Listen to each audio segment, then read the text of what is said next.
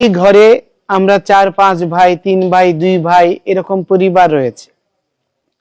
যতক্ষণ পিতামাতা থাকে ততক্ষণ পরিবারের সমস্ত অক্ষ শক্তিগুলো একত্রিত থাকে, ভাই বোনেরা একত্রিত থাকে।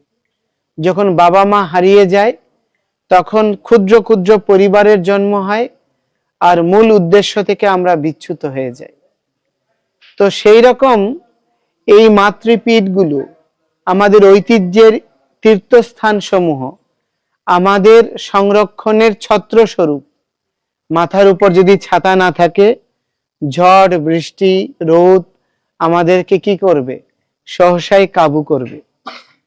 তো সেজন্য আমি আপনাদের সবাইকে অনুরোধ করব, আপনারা সবাই সাতক্ষীরায় বিভিন্ন জায়গায় আছেন, এই মাতৃপীঠকে আধারিত করে তার আশেপাশে আপনারা পল্লী গড়ে তোলেন, সুরক্ষা বেষ্টনী গড়ে তোলেন এবং এখানে একটা নগরায়নের জন্মদান করেন।